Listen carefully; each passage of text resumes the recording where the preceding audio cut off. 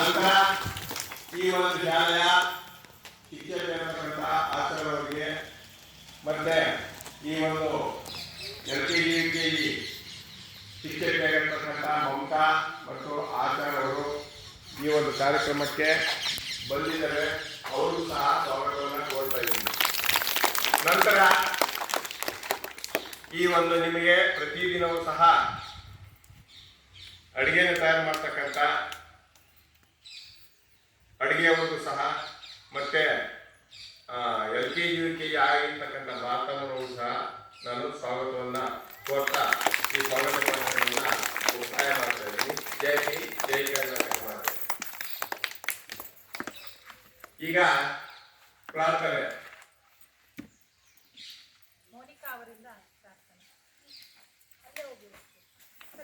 ಇಲ್ಲಿ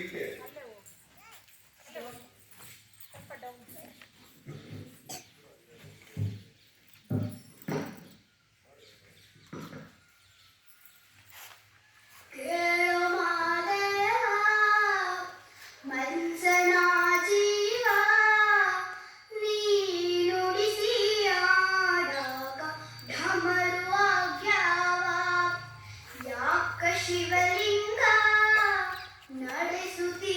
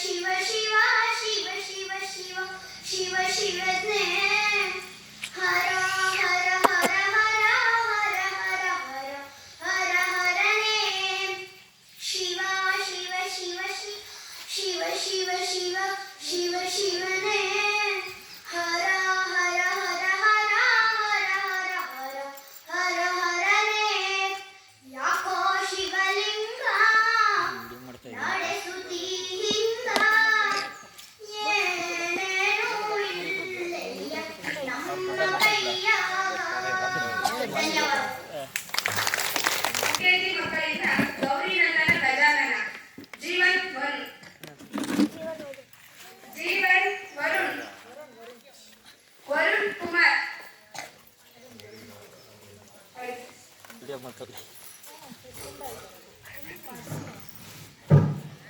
song ಆಡ್ತೀರ dance ಮಾಡ್ತೀವಿ ಆಡ್ತಾರೆ ಹೇಳ ರೆಕಾರ್ಡ್ ಹಾಕಿದ್ರೆ ಸ್ಟಾಪ್ ಮಾಡಿದೆ ಕಾಪಿ ರೇಟ್ ಹಾಕ್ತಾರೆ ಕಡೆಯವರಲ್ಲ ಹಾಂ ಇಬ್ಬರು ಯಾರ್ದು ಇದು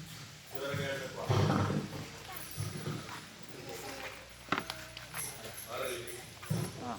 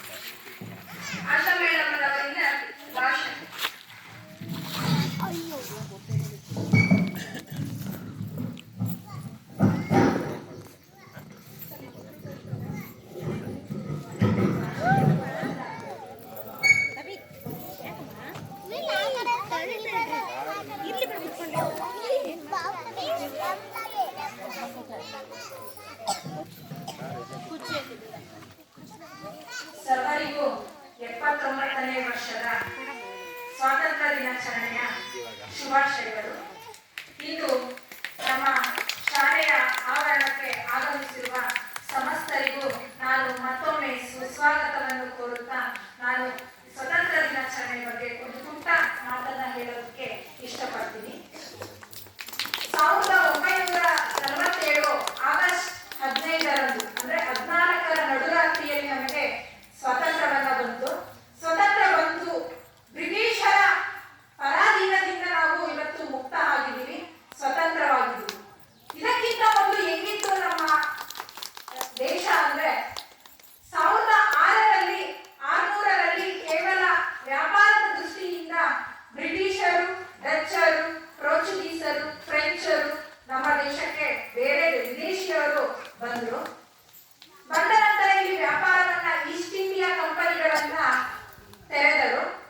ತೆರೆದ ನಂತರ ಇಲ್ಲಿ ನಮ್ಮ ಭಾರತವನ್ನು ತುಂಬಾ ಶ್ರೀಮಂತ ರಾಷ್ಟ್ರ, ಪ್ರಾಕೃತಿಕವಾಗಿ ಆಗಿರ್ಬೋದು ಪ್ರತಿಯೊಂದರಲ್ಲೂ ಇಲ್ಲಿ ತುಂಬಾ ಶ್ರೀಮಂತ ರಾಷ್ಟ್ರವಾಗಿದ್ದರಿಂದ ರಾಜರ ಆಳ್ವಿಕೆ ತುಂಬಾ ಚೆನ್ನಾಗಿತ್ತು.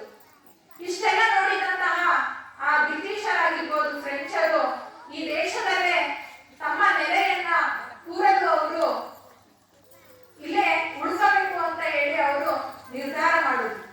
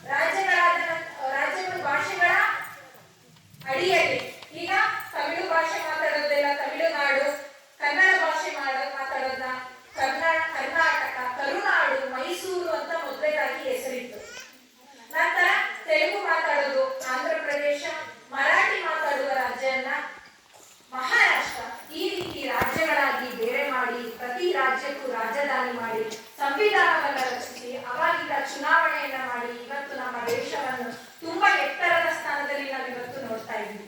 ನಮ್ಮ ದೇಶ ಇವತ್ತು ತಂತ್ರಜ್ಞಾನದಲ್ಲಾಗಿರ್ಬೋದು, ವಿಜ್ಞಾನದಲ್ಲಾಗಿರ್ಬೋದು, ಯಾವುದೇ ಆರ್ಥಿಕತೆಯಲ್ಲೂ ಸಮೇತ ಇವತ್ತು ಮುಂದುವರಿಯುತ್ತಿರುವ ರಾಷ್ಟ್ರ. ನಾವೆಲ್ಲ ಓದ್ಬೇಕಾದ್ರೆ ಇನ್ನ ಅಭಿವೃದ್ಧಿಶೀಲ ರಾಷ್ಟ್ರ, ಇನ್ನ ಅಭಿವೃದ್ಧಿ ಆಗ್ತಾ ಇರೋದು ಅಂತ ನಾವು ಓದ್ಕೊಂಡಿದ್ವಿ.